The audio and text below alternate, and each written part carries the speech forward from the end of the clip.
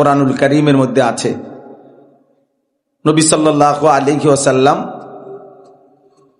নবীজির জীবনের শেষ যুদ্ধ তাবুকের যুদ্ধ। এই তাবুক অনেক দূর, মদিনা থেকে 1000 কিলোমিটারের চাইতে বেশি দূরে, অনেক দূরবর্তী অঞ্চল। তো প্রায় 800-1000 কিলোমিটার দূরে যেই দূরত্ব, সেই জায়গায় নবী সাল্লাল্লাহু আলাইহি ওয়াসাল্লাম সাহাবাদেরকে নিয়ে যুদ্ধে গিয়েছিলেন, খ্রিস্টান বাহিনীর বিরুদ্ধে যুদ্ধ করার জন্য। তো ওই যুদ্ধে যখন মদিনা থেকে রওনা দেয়, তখন মদিনায় প্রচন্ড পরিমাণ গরম ছিল, ভীষণ গরম। স্বাভাবিকভাবে আরব দেশে এমনিতেই গরম বেশি, তারপরও ওই সময় খেজুর পাকার মৌসুম ছিল, আর আরব দেশে খেজুর পাকার মৌসুমে প্রচন্ড গরম হয়। আমাদের দেশেও দেখেন মৌসুমি ফল পাকার মূল মৌসুম এখন, এই জন্য প্রচন্ড গরম। এই প্রচন্ড গরমে কিন্তু অধিকাংশ মৌসুমি ফল পাকে, আমরা খাই। এখন ভরপুর মৌসুমি ফলের সিজন, আম বলেন, জাম বলেন, কাঁঠাল বলেন, লিচু বলেন, আনারস বলেন, অনেক ফল এখন বাজারে, সব মৌসুমি ফল, সিজনাল ফল, অথচ প্রচন্ড গরম। তো ওই সময়ও মদিনায় খেজুর পাকার মৌসুম ছিল, ফলে প্রচন্ড গরম ছিল। এই তীব্র গরমে নবী সাল্লাল্লাহু আলাইহি সাল্লাম তার জীবনের সবচেয়ে দূরে যুদ্ধের জন্য সাহাবাদেরকে প্রস্তুতি নিতে বলছিলেন। ওই যুদ্ধটাই ছিল নবীজির জীবনের সবচেয়ে দূরের সফর। এত দূরে তিনি ইতিপূর্বে আর কখনোই কোনো যুদ্ধে যান নাই। তাহলে একে তো প্রচন্ড গরম, তার উপরে আবার খেজুর পাকার ভরপুর মৌসুম, আবার দূরত্ব অনেক বেশি। ফলে সাহাবায়ে কেরাম স্বাভাবিকভাবে যখন প্রস্তুতি নিচ্ছিলেন, কিছু মুনাফিক, নামধারী মুখোশধারী মুসলমান, পরিচয় দিত যারা, অথচ মুনাফিক, তারা এই মুসলমানদের, সাহাবাদেরকে খুব বিদ্রুপ করতেছিল। সাহাবারা সবচেয়ে বেশি সংখ্যক ওই যুদ্ধের প্রস্তুতি নিয়েছিলেন, 30,000 সাহাবী। এত পরিমাণ সাহাবী আর কোন যুদ্ধে যায় নাই নবীজির সাথে। তো 30,000 যুদ্ধে সাহাবী যাওয়ার জন্য রওনা দিছেন, প্রস্তুতি নিচ্ছেন। এই অল্প কিছু মুনাফিক তখন বলতে লাগলো, লা তানফিরু ফিল হার, কোরআন শরীফের আয়াত। মুনাফিকরা বলল, এই প্রচন্ড গরমের মধ্যে তোমরা বের হইও না।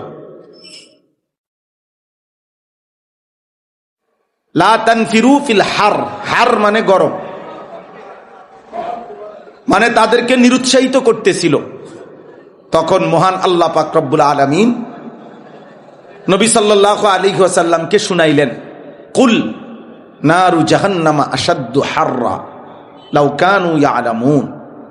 হে নবী, আপনি এই মুনাফিক কাপুরুষ এদেরকে বলেন যে জাহান্নামের আগুনের গরম দুনিয়ার এই গরমের চাইতে অনেক বেশি গরম।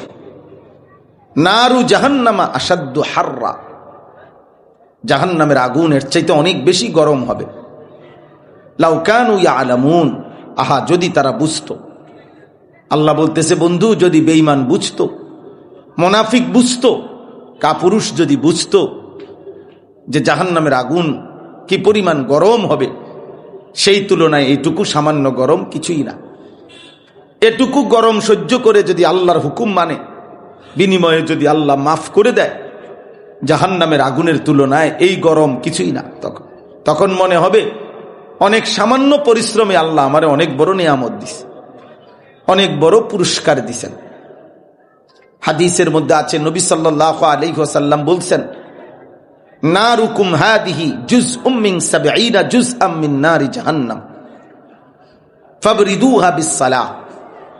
নবীজি বলেন, তোমাদের দুনিয়ার যেই আগুন তোমরা জ্বালাও, চুলার লাকড়ির যত আগুন, আল্লাহ নবী সাল্লাল্লাহু আলাইহি ওয়াসাল্লাম বলেন, জাহান্নামের আগুনের 70 ভাগের 1 ভাগ এই আগুন। এই বাবা, এই বেটা বেয়াদব, মোবাইল ধরতে নিষেধ করছে না? এই পিচ্ছি ছেলে, ওঠ বেটা এখান থেকে, বেটা ওই বেটা ওঠো, বেটা ওঠো, ওঠো এখান থেকে উঠো, যাও বেটা, ফাজিল বেটা, বেয়াদব বেটা। বললো না মানে মাতবর, শয়তানি করতে আসছো এখানে? হ্যাঁ, ওঠো তুমি, যাও থেকে, যাও যাও।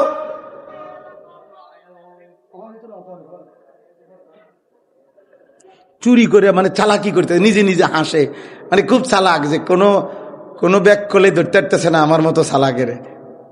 মাশাআল্লাহ, আপনি কেমন চালাকের চালাক, আপনি শুধু ভাত খান আর আমরা চিড়া খাই। বেওকুফ কোথাকার। অভিভাবকের গাফলতি, সন্তানের বরবাদি। এতটা ছোট বাচ্চা মোবাইলে অভ্যস্ত হয়েছে কিভাবে? অভিভাবকের খামখেয়ালি। 8 বছরের বাচ্চা মোবাইল টিপে, 6 বছরের বাচ্চা মোবাইল টিপে, মা হাসে, বাপে হাসে, বাচ্চা মানুষ, বাচ্চা মানুষ। এইভাবে করে করে একদিন এই সন্তান 24 ঘন্টা মোবাইলে অভ্যস্ত। অসংখ্য অভিভাবক মোবাইল দেখায় দেখাইয়া বাচ্চাকে ঘুম পাড়ায়, মোবাইল দেখায় দেখাইয়া খানা খাওয়ায়, মোবাইল দেখায় দেখাইয়া নাস্তা করায়। সব কিছুর মূল ওষুধ মোবাইল। মোবাইলটা তার হাতে দিয়ে দিবেন, একখান দিয়ে বয় দিবেন, এবার বুতেও তার আর নিত না, এবার আর তার জিনও নিত না। এবার যদি পৃথিবীতে বজ্রাপাত হইয়া ঠাডাও পড়ে, হেতের অসুবিধা না, হেতে লড়তো না, ঠাডা পড়লে পড়ছে।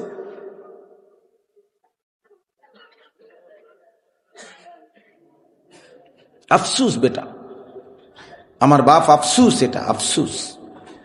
আমাদের এই সীমাহীন গাফলতির খেসারত আমরা প্রতিদিন দিচ্ছে, আরো দিতে হবে, আরো দিতে হবে। অসংখ্য মা বাবা, আমরা তো যারা শিক্ষা প্রতিষ্ঠানের সাথে জড়িত, আমরা জানি বিষয়টা, আপনারা বুঝতেন না। প্রতিদিন হাজার হাজার, সারা বাংলাদেশে কত মায়ের স্বপ্ন, বাবার স্বপ্ন বৃথা হয়ে যায়। ছেলেটা আর পড়বে না, মাদ্রাসা আর পড়তো না, ভাল লাগে না। মূল কারণ একটাই, যে কতদিন বাড়িতে থাকতে পারে ওই কতদিন তো 24 ঘন্টা মোবাইল চালাইতে পারে। 7 দিন পরে 8 দিন টানা মোবাইল টিপ্পা, এই ছেলেটা মাদ্রাসায় আসলে আর কোনোভাবেই মন বসে না। তার তখন সারাক্ষণ ওইটার কথা মনে পড়ে, তখন সে কোনো না কোনো ফাঁকি ঝুঁকি খোঁজে। সমবয়সী বাড়িতে গেলে দেখে স্বাস্থ্য ভাই, জ্যাঠতো ভাই, মামতো ভাই, ফুফাতো ভাই, সমবয়সী সবাই একটা একটা বড় মোবাইলে রং তামাশা ফুর্তি করতেছে, নাচ দেখতেছে, গান শুনতেছে, বাজনা বাজতেছে। তখন মাদ্রাসায় পড়ুয়া এই ছেলেটা নিজেকে ভাবে যে আহারে, আমি মাদ্রাসায় পড়ার কারণে আজকে আমি বন্দী, মাদ্রাসায় পড়ার কারণে আমি আজকে আবদ্ধ। আমি যদি মাদ্রাসায় না পড়তাম তাইলে তো আমিও তাদের মতো উল্লাস করতে পারতাম। এই হলো আমাদের বাস্তব অভিজ্ঞতা। আমরা মাদ্রাসার সাথে সম্পৃক্ত। আমার নিজেরও মাদ্রাসা আছে, আলহামদুলিল্লাহ। মাদ্রাসায় 534 জন ছাত্র, 550 মতো ছাত্র আছে, হেদায়েতুন নাহু পর্যন্ত। নুরানি বিভাগে আমাদের মাদ্রাসায় প্রায় 212 জন ছাত্র আছে। এই ছোট ছোট বাচ্চা হিফজখানায়, নাজেরায় 180 জন ছাত্র, নাজেরা, হিফজখানায়। এই প্রতিনিয়ত আমি প্রত্যেক বন্ধের সময়, মাদ্রাসা যখনই বন্ধ দেয় আমার কলজাটা কাঁপে। প্রতি বন্ধের পরে আসলেই 1 সপ্তাহ পরে 2 জন, 5 জন, 7 জন ছাত্র ছুটে যায় কোনো না কোনো বিভাগ। কি হইছে? ভাল লাগে না, হেতে আর পড়তো না, সে আর পড়বে না, সে পড়বে না। এমন প্রতিষ্ঠান খোঁজে, বাফেরে এমন বুঝানি বুঝাইছে অথবা এমন জিদ ধরছে যেখানে কোনো বিধি নিষেধ নাই, যেখানে খারাইয়া মুতলো অসুবিধা নাই, বইয়া মুতলো সমস্যা নাই, ওইখানে পড়বে। কারণ কারো ফিকির হইল শুধু পড়া পারলেই হইল, চরিত্র, আখলাক, চলাফেরার মধ্যে কোনো আলাদা এটা দেখার কিছু নাই। কিন্তু আমাদের মাদ্রাসা মানে আমরা শুধু পড়া মুখস্থ বুঝি না, আমরা বুঝি জিন্দিগি। একটা বাচ্চা পড়তেও হবে, আবার নিজের জীবন চলা ফেরা উঠা বসা এটাও গড়তে হবে। আমরা বুঝি, আমরা এটা ভাবি, যার কারণে আমরা 6 বছরের বাচ্চাকেও দস্তরখান বিছায় খানা খাওয়াই। আপনি দেখেন আইসা 6 বছরের বাচ্চা, 7 বছরের বাচ্চা ফজরের নামাজ না পড়ে, আলহামদুলিল্লাহ আমরা চ্যালেঞ্জ করলাম সারা বাংলাদেশে নুরানি মাদ্রাসা যা আছে এমন একটা মাদ্রাসা নাই 6 বছরের বাচ্চা ফজরের নামাজ না পড়ে মাদ্রাসায় ঘুমায় থাকবে, এই সুযোগে নাই। 7 বছরের বাচ্চা মাদ্রাসার ফজরের নামাজ না পড়ে ঘুমায় থাকবে, এই সুযোগে নাই। চ্যালেঞ্জ করলাম ইনশাআল্লাহ। কিন্তু অসংখ্য মুসলমানের ঘর, বাবা মা দুইজনই মুসলমান, দুইজনই জীবিত, কিন্তু 16 বছরের দামরা গত 365 দিনে খোদার 1 বছরে একদিনও ফজরের নামাজ পড়ে নাই।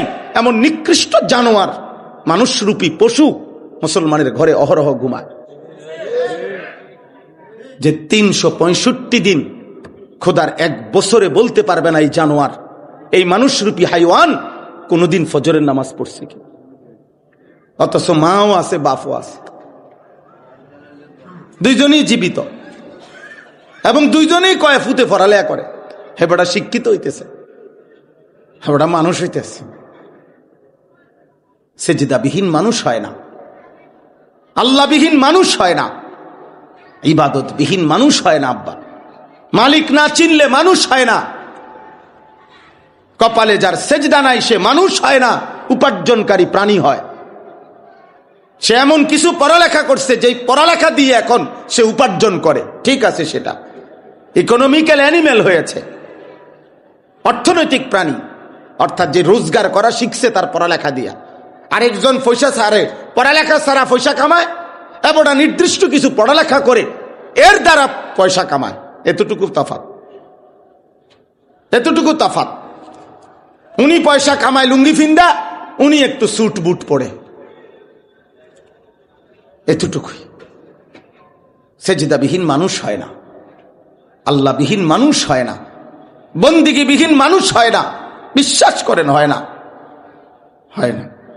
যে দিল আল্লাহকে নিয়ে ভাবে না, যেই কান আল্লাহর কথা শুনে না, যেই চোখ আল্লাহর আয়াত দেখে না, খোদার কসম আল্লাহ কোরআনে বলছে উলাইকা কাল আনআম, ওই মানুষগুলো জানোয়ার। আল্লাহ কোরআনে বলছে। এই জন্য আমি বলছি যে আপনি চাইন কইবেন যে হুজুরে আমার এত বড় কথা কইল, না না, হুজুরে কইছে না, আমনের মালিক যিনি আল্লাহ তিনি বলছেন ফজরের নামাজ যে পড়ে না, খোদার কসম তোমার নবী যিনি, তোমার সেই নবী যিনি তোমার রাসূলুল্লাহ সাল্লাল্লাহু আলাইহি সাল্লাম, তোমার নবী বলছে সে মুনাফিক, মুনাফিক, মুনাফিক, মুনাফিক, সে মুনাফিক। আল্লাহর নবী বলছে, একবার না বারবার। নবী সাল্লাল্লাহু আলাইহি সাল্লাম ফজরের নামাজের পরে সালাম ফিরিয়ে জিজ্ঞেস করতেন, আশাহিদুন ফুলান, আশাহিদুন ফুলান, অমুকে আসছে। যদি শুনতেন আসে নাই, আল্লাহর নবী বলতেন, শোনো, মুনাফিকের জন্য ফজর পড়া কঠিন। বিশুদ্ধ হাদিস, মুনাফিকের জন্য ফজরের নামাজ পড়া কঠিন। নবী সাল্লাল্লাহু আলাইহি সাল্লাম বলতেন। হযরত আব্দুল্লাহ ইবনে মাসউদ রাদিয়াল্লাহু তাআলা আনহু, স্পষ্ট হাদিসে আছে, তিনি বলতেন, কুন্না নুসাল্লি মা'আন নবী সাল্লাল্লাহু আলাইহি ওয়াসাল্লাম সালাতাস সুবহি ফি জামাআ, আমরা নবীজির সাথে ফজরের নামাজ মসজিদের জামাতে পড়তাম। লাম ইয়াতাখাল্লাফ আন্না ইল্লা মুনাফিকান বাইয়িনুন নিফাক, ফজরের নামাজের মসজিদের জামাতে কেবল ওই ব্যক্তি বিরত থাকতো, আসতো না যে স্পষ্ট মুনাফিক। কসম খোদার, আপনি যদি রেফারেন্স দেখতে চান তা আমার ওয়াজের পরে বয়াইন, আমি দেখাই যাব। এবং এমনকি ওই কিতাব আমার গাড়িতেই আছে, আরবি কিতাব, আমি যেটা বসে বসে পড়ি অবসর টাইমে, এখনো আছে গাড়িতে, মন চাইলে দেখাবো। আল্লাহ নবী সাল্লাল্লাহু আলাইহি সাল্লামের সাহাবী আব্দুল্লাহ ইবনে মাসউদ বলে, ফজরের নামাজে যে আসতো না, আমরা তাকে চিনতাম যে বাইয়িনুন নিফাক, সে স্পষ্ট মুনাফিক, স্পষ্ট মুনাফিক। বলেন আব্বা, বলো ভাইয়া, মানুষ হচ্ছ নাকি উপার্জনকারী প্রাণী হচ্ছ? বুঝ করে না। কোরআনে পড়বেন, কে পড়বেন, কোনো কিছু নিষেধ। বাংলাও হারাম না, অঙ্কও হারাম না, ইংরেজি পড়াও হারাম না, পদার্থবিজ্ঞান, জীববিজ্ঞান, রসায়ন বিজ্ঞান, উচ্চতর গণিত, তথ্য যোগাযোগ প্রযুক্তি, কোনোটাই হারাম না, কোনোটাই না জায়েজ না। আমরা কোনোটাই নিরুৎসাহিত করি না, কিন্তু আমরা বলি আল্লাহ ভুল্লা কেন? কোরআন পড়তে পারো না কেন? নামাজ পড়তে পারো না কেন? একটা লাইন দেখে দেখে শুদ্ধ পড়তে পারো না কেন?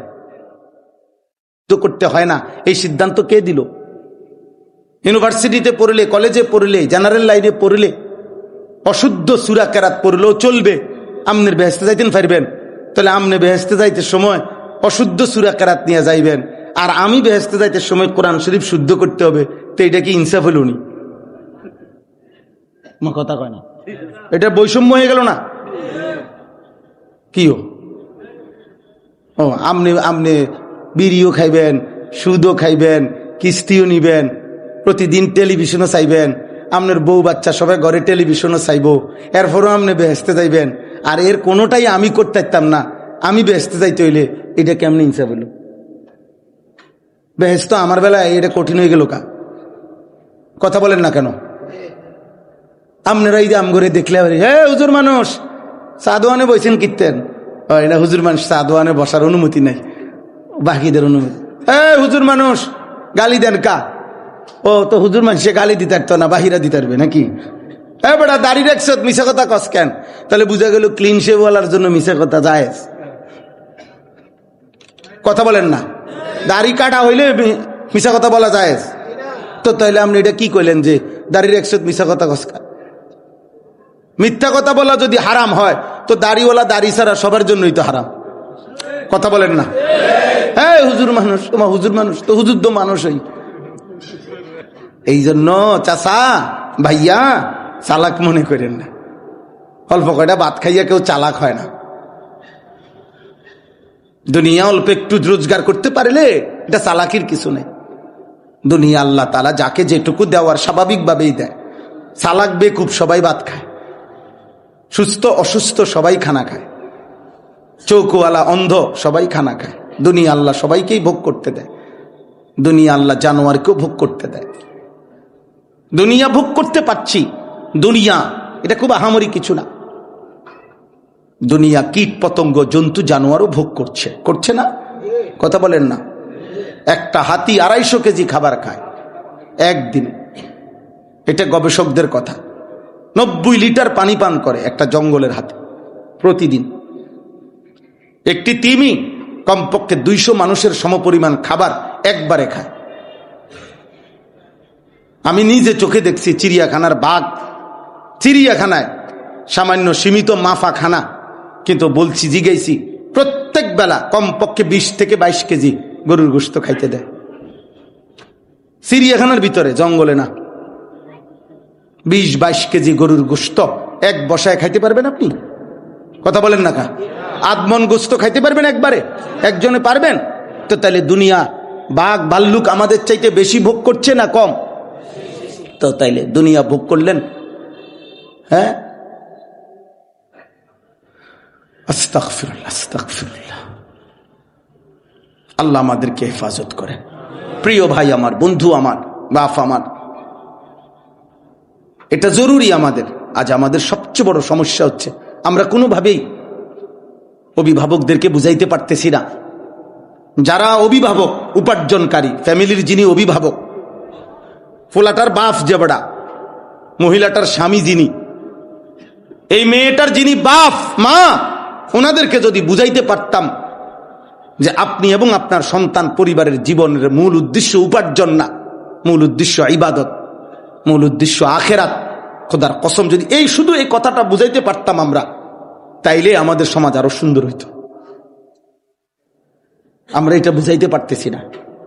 আমাদের অভিভাবকের বুঝছে যে নামাজ রোজা আল্লাহ বিল্লাহ এটি হাতের নিজের বিষয়, আমি বাপ হিসাবে আমার দায়িত্ব, বাবুরে তে বিদেশ যাব কইছে, আমি নিজে কষ্ট কইরা সুদে কিস্তিতে জমি বেচা কোন যেমনে পারছি টেয়া মিলাই দিছি, আমার দায়িত্ব। আমি হুজুর বিশ্বাস করে 6 লাখ টাকা জমি বেচা দিছি, 6 লাখ টাকা সুদে লইছি, লইয়া কোন রকমে 15 তারিখের ভিত্তিতে টেয়াডি মিলাই দিছি। তারা সময় দিছে, এরপরে হইলে ভিসা নাই। হ্যাঁ, এইবার আমার দায়িত্ব। ফোলা কইছে বিয়া করব, বিয়া করাই দিছি, মেয়েরে বিয়া দিয়া দিছি, বিল্ডিং করে দিছি। এবার যদি নামাজ রোজা করে আল্লাহ খোদা মানে তার ইচ্ছা। এইটা নিয়ে ইসলাম। বলেন না আব্বা, আপনারা বলেন না? এটাই আল্লাহর কথা। এখানেই আমরা মানে অর্থাৎ আমরা এই কথাটাই বুঝাইতে পারছি না, নাহলে সহজ ছিল। নাহলে এই ছেলে পেলে এত বেশি বেনামাজি থাকার কথা ছিল না রে বাপ। আজ থেকে 30 বছর আগে এই সমাজের চিত্র এমন ছিল না। গত 30 বছর আগের বয়স্ক চাচাদেরকে বলেন, আমরা আমার বয়স এখন 45 বছর, তাইলে আমার 30 বছর আগে আমি 14-15 বছরের ছিলাম। আমার তো মনে আছে আমার ছোটবেলা, আমাদের প্রাইমারি স্কুল তো মনে আছে, আমাদের তো মনে আছে। প্রতি বেলাই বলা যায় আলহামদুলিল্লাহ, আব্বার হাত ধরে ধরে মসজিদে যাইতাম। গ্রামকে গ্রাম দুষ্ট, অসৎ, বেহায়া, চরিত্রহীন তো 10 গ্রামে 2 গ্রামে 5 গ্রামে 1-2 ছিল। আকাম কুকাম খারাপ কাজ করতে 1-2 ছিল। আর যদি ধরা খাইছে তো 10 গ্রামের মানুষ একত্র হইয়া মাঝখানে রাইখা মাথা চুল কামাইয়া ছেড়ে দিছে গ্রাম। মানুষে দেখলেই বুঝো তাই না ধরা খাইছে, চান্দু ধরা খাইছে। মানুষ বুঝতো, গ্রাম চুক্তি রব উঠে যাইতো, ওইতে আকামে ধরা খাইছে। মানুষের মধ্যে সচেতনতা ছিল। আজকে বয়স্করাও, মুরব্বী চাচা যারা আছেন, এখন আপনারাও বেশি বেখেয়ালি হয়ে গেছেন। আপনারা চুপ, একের মাতে না, একদম মাতে না, শুধু একটার পর একটা পান খাইতে আছে, বন খাইতেছে, আপেল খায়, মালটা খায়, আর এ গপ সপ মারে। কেউ গপ করে, কেউ গপ শোনে। কেউ শরীরে কুলাইলে নিজেই গপ মারে, আর শরীরে না কুলাইলে অন্য মানুষে গপ মারে, হেবড়া শোনে বইয়া বইয়া। কেউ আপনি সাদওয়ানে কি করেন, মানুষ এইটা এইটা কয় কদূর হুনি আর কিতা করুন, কাম তো নাই, কাম তো নাই না। তাইলে আখেরাত কোথায়? ছেলের আখেরাত, মেয়ের আখেরাত, স্ত্রীর আখেরাত, নাতি নাতনির আখেরাত, এদের কে ব্যবস্থা করবে? আল্লাহ আমাদেরকে হেফাজত করেন। চলেন ভাই, আমি অল্প একটু সময়, আমি দেরি করছি না, কিন্তু আমার প্রথম কথা এটা আমি বলে নিলাম। তোমরা ছেলেদেরকে বলি, আব্বা, নিজের জীবন নিজে নষ্ট করে দেওয়া এটা বোকামি বাপ। নারী, ছবি, মোবাইল, অশ্লীল দৃশ্য, জিনা, ব্যভিচার, মদ, জুয়া, বেনামাজি জিন্দিগি, আল্লাহর কসমে কোরআন ধরে বললাম আব্বা, মুসলমানের একটা সন্তানও যদি হও, মনে রাখো ভাব, এ তোমারে বরবাদ করে দিবে। প্রতিনিয়ত তোমার মোবাইলের এই নারী দেখা একদিন তোমাকে পথের ফকির বানায় দিবে। হ্যাঁ, অযত্নে অবহেলায় রাজার ধনও ফুরায় যায়। রাজার ধনও কি হয়ে যায়? ফুরায় যায়। এই প্রতিনিয়ত নারী দেখা, ছবি দেখা, আর এভাবে অজস্র টাকা মোবাইলের এমবিতে খরচ করে ফেলা, এভাবে একদিন রাজার ধনও ফুরায় যাবে। হাকিমুল উম্মত মুজাদ্দিদুল মিল্লাত হযরত মাওলানা শাহ আশরাফ আলী থানভী রাহমাতুল্লাহ আলাইহির কিতাবে আমরা পড়ছি। উনি বলছেন 20 বছর আগে একজন জমিদার 3 রাস্তার মোড়ে হিন্দুস্তানে, সে অহংকার করে বলছিল, আমার এই পরিমাণ সম্পত্তি যে আমার কয়েক পুরুষও যদি পাওর উপরে পাও দিয়া খায় শেষ হইতো না। ওই কিতাবে লিখছে, ঠিক বরাবর 20 বছর পরে ওই 3 রাস্তার মোড়ে, ওই রাস্তার মোড়ে লোকেরা দেখছে যে ওই জমিদারের পরবর্তী বংশধর ভিক্ষার থালা হাতে নিয়ে ওই 3 রাস্তার মোড়ে ভিক্ষা করতেছে। ফেলে রাখলে রাজার ধনও ফুরায় যায়। অনাদরে, অবহেলায়, গুনাহ, অস্থিরতা, কতজন দেখবা তোমরা। একটা যুবক, চলো আমার সাথে, আমি দেখাই, আমি জানি তো আব্বা, আমার কাছে তো শত শত নওজোয়ানের খবর আছে, শত শত ফ্যামিলির খবর আছে, গুনাহ কাকে কতটা ফকির বানাইছে। কত যুবক ফ্যামিলির কেউ জানে না, আপন মা বাপও জানে না, নারী দেখতে দেখতে, উলঙ্গ অশ্লীল ছবি দেখতে দেখতে এটার পুরুষ যৌন শক্তি, যৌন চাহিদা সব শেষ হইয়া এটা অচল দজভঙ্গ হয়ে গেছে, কিন্তু কেউ আর বলে না। এত পরিমাণ আপনাদের আমার কথা লজ্জা পাইয়েন না, ইনসাফের সাথে ভাবে।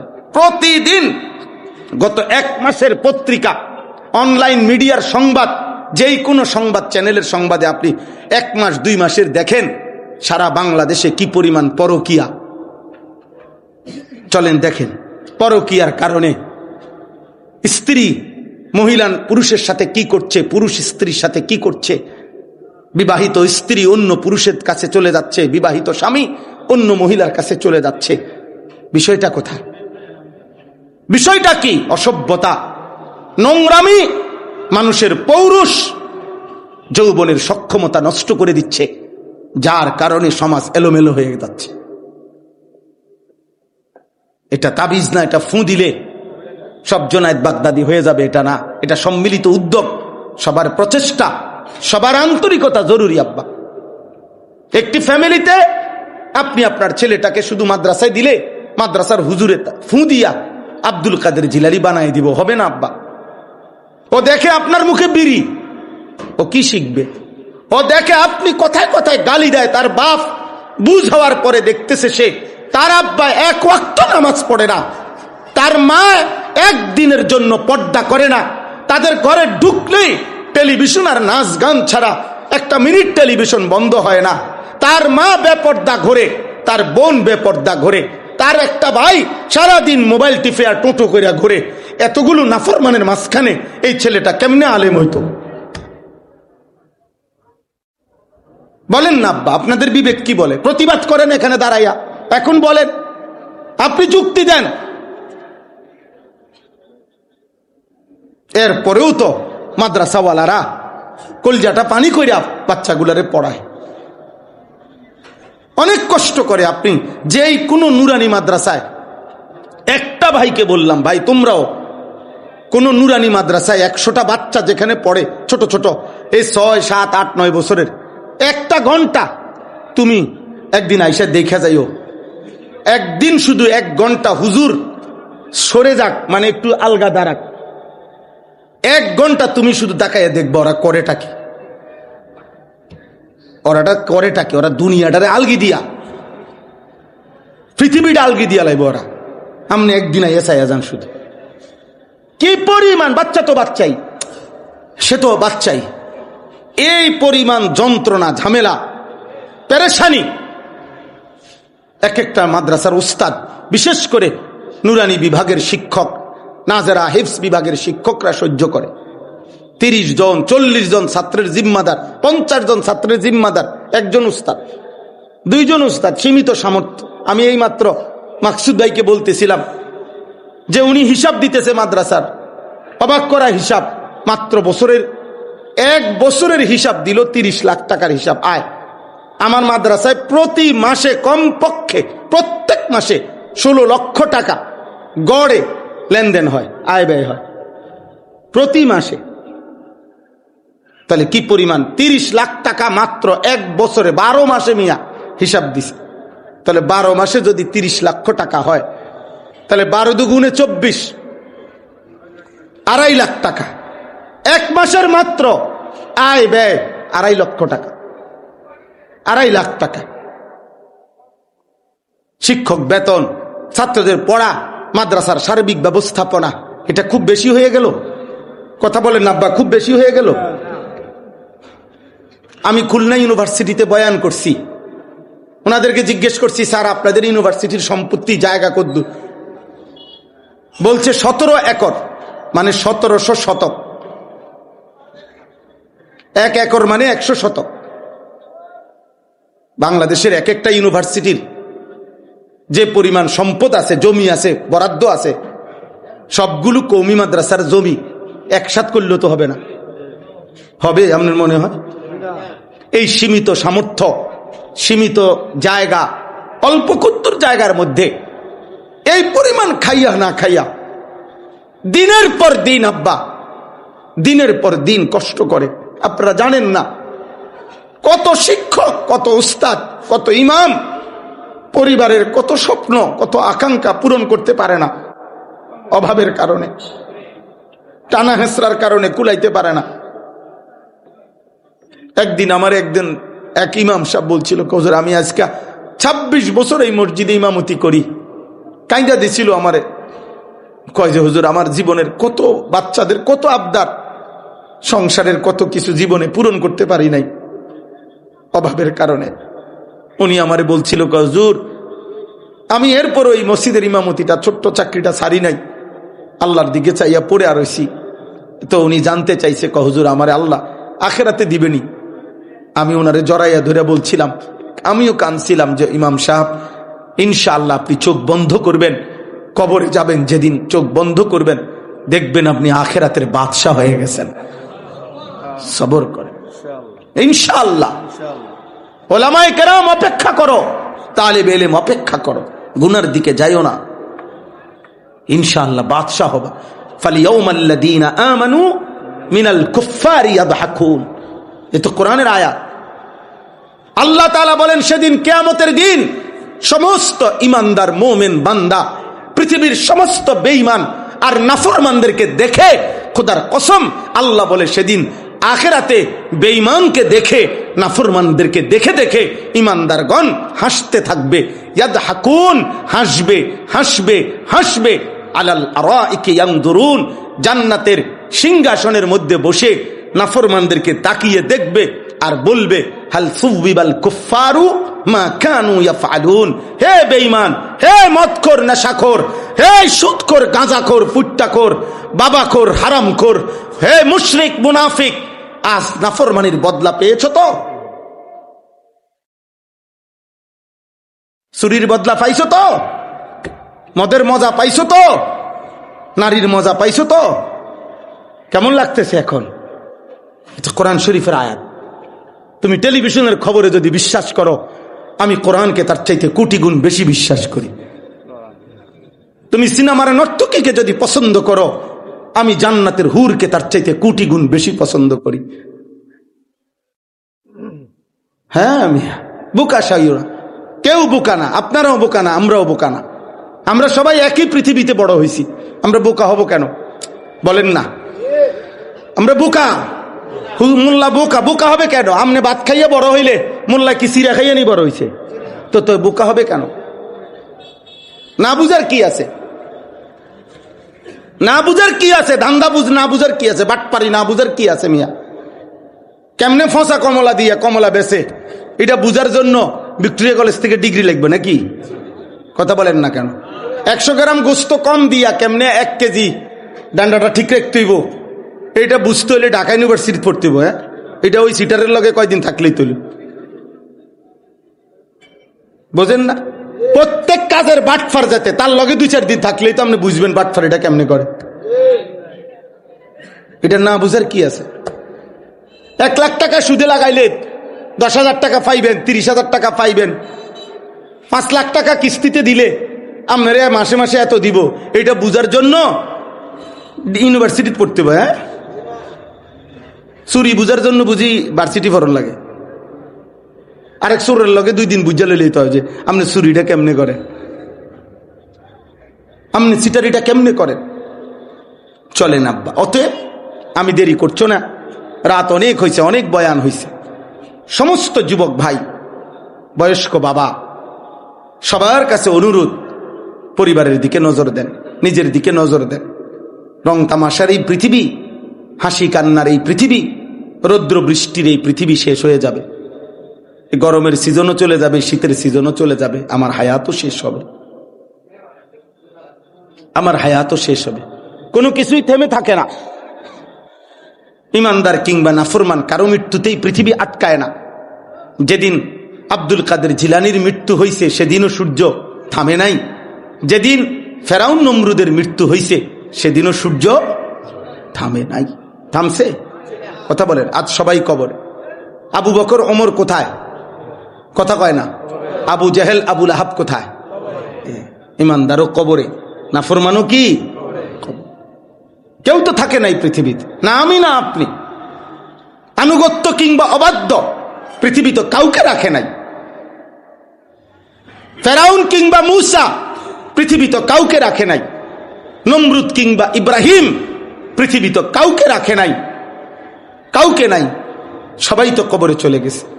আবু জাহেল কিংবা আবু লাহাব, আবু বকর কিংবা ওমর, কেউ তো আব্বা পৃথিবীতে নাই বাবা। আজ থেকে 300 বছর আগের মানুষগুলো কোথায়? কথা বলেন না। আজ থেকে 300 বছর আগের নেককাররা কোথায়? নাফরমানরা কোথায়? অতএব দোস্ত আমার, প্রিয় ভাই আমার, বন্ধু আমার, এমন সুন্দর জীবন নষ্ট করো না। আর কোনোদিন তুমিও আসবা না, আমিও আসবো না। এ পৃথিবী তোমারও একবার, আমারও একবার, এই রাত তোমারও একবার, আমারও একবার। তোমরা বিশেষ করে যুবক ছেলে যারা খুব বেশি বাড়াবাড়ি করতেছো, তোমরা সীমাহীন, তোমরা তোমাদের অসংখ্য ছেলের বাবা থাইকাও নাই, মা থাইকাও নাই, এই সমাজ, এই দেশ, এই জাতি তোমাদের থেকে মুখ ফিরায় নিছে, কেউ তোমাদের দিকে তাকায় না।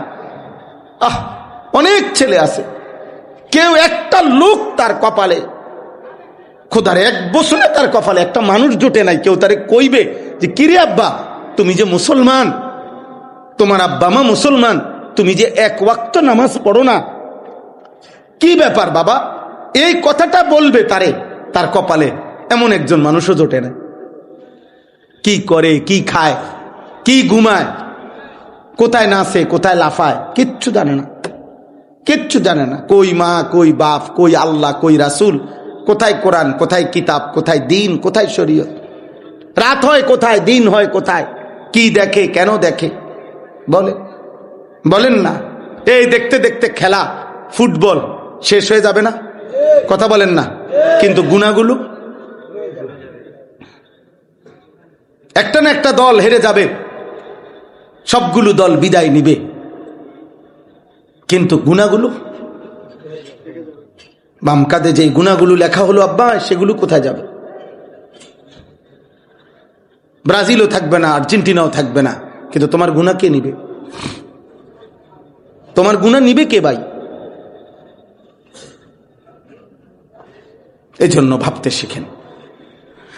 এখানে আমি যে 4টা আয়াত পড়ছি, এই সংক্ষেপে বলতেছি, 4টা আয়াতের মধ্যে প্রথম 3টা আয়াতে আল্লাহ তাআলা নাফরমান পাপীর অবস্থা বলছেন, শেষ আয়াতে ইমানদারের অবস্থা বলছেন।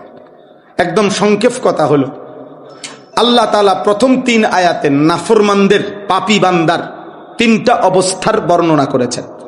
12 নম্বর পারা, 11 নম্বর সূরা, সূরা হুদ, এই সূরার 4টি আয়াত আমি পড়ছি, এই আর অল্প একটু, 8, 9, 10, 11, এই 4টা আয়াত।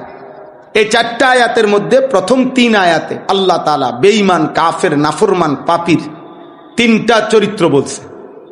1 নাম্বার, আল্লাহ তাআলা বলেন প্রত্যেক নাফরমান পাপী পাপ সত্ত্বেও, শুনতেছেন আপনারা, পাপ সত্ত্বেও কুফর করে, শিরিক করে, চুরি করে, ডাকাতি করছে, জিনা করছে, মদ জুয়া মধ্যে লিপ্ত, বেপর্দা, বেহায়া নারী, মানে গুনাহ, পাপ, সীমা লঙ্ঘন, আল্লাহর নাফরমানি সত্ত্বেও বিশেষ কোনো হিকমতের কারণে আল্লাহ এখনো আযাব দিচ্ছে না, যদিও আযাব প্রাপ্য। নবীরা, প্রত্যেক নবী নিজ নিজ কওমকে গুনার কারণে আযাব, এই কথা বলছে। গুনার কারণে কি আসে? কথা বলে না, কি আসে? আযাব আসে। এই এখানে আছে কোরআনুল কারীমের মধ্যে, এই সূরার মধ্যেই আছে। আল্লাহ তাআলা বলেন ওয়া ইন তাওয়াল্লাউ ফাইন্নী আখাফু আলাইকুম আযাবা ইয়াউমিন কাবীর। হে নবী, আমার বান্দাগণকে বলেন, ওরা যদি আমি আল্লাহ থেকে মুখ ফিরিয়ে নেয়, তাহলে তাদেরকে বলেন যে আমি তোমাদের জন্য অত্যন্ত ভয়ানক আযাবের ভয় করছি। আখাফু আলাইকুম আযাবা ইয়াউমিন কাবীর। প্রত্যেক নবী, কোরআন শরীফে আছে, নূহ আলাইহিস সালাম, হুদ আলাইহিস সালাম, শুআইব আলাইহিস সালাম, সালেহ আলাইহিস সালাম, লূত আলাইহিস সালাম, প্রত্যেক নবী তাদের কওমকে বলতেন ইন্নী আখাফু আলাইকুম আযাবা ইয়াউমিন আযীম, আমি তোমাদের জন্য বড় ভয়ানক আযাবের ভয় করছি। এই যে মিথ্যা, চুরি, দুর্নীতি, হারাম, জিনা, ওজনে কম দেওয়া, শিরিক, কুফর, মূর্তি পূজা, আল্লাহর নাফরমানি, প্রত্যেক নবী বলছে আল্লাহর আযাব আসবে, আল্লাহর আযাব আসবে, আল্লাহর আযাব আসবে। কিন্তু যখনই কোনো নাফরমান পাপীকে ব্যক্তি হোক, জাতি হোক, মানে সমষ্টি হোক অথবা ব্যক্তি হোক, আল্লাহ যখন নাফরমানি আর পাপ সত্ত্বেও একটা লম্বা সময় যখন ছাড় দিয়ে রাখে, মানে আযাব দেয় না, তো এক পর্যায়ে নাফরমান অহংকারে হয় নবীদের কাছে, নয়তো উলামাদের কাছে, নয়তো আল্লাহর নেক বান্দাদের সামনে, অথবা নিজের মনেই নিজে বলতে থাকে, মা ইয়াহবিসু, আযাব আসতেছে না কেন? কই কিসের আযাব? আল্লাহর আযাব ঠেকাইলো কে? কই আযাব কই? ঠাট্টা শুরু করে, ঠাট্টা শুরু করে। কোরআনুল কারীমের মধ্যে আছে, প্রত্যেক নবীকে নাফরমান জাতি বলতো, ফাতিনা বিমা তাইদুনা ইন কুনতা মিনাস সাদিকিন। এই নবী, তুমি যদি আযাবের কথা সত্যই হয় তো আল্লাহকে বলো এখন নিয়ে আসতে। ফাতিনা বিমা তাইদুনা, আনো, এখন আযাব আনো।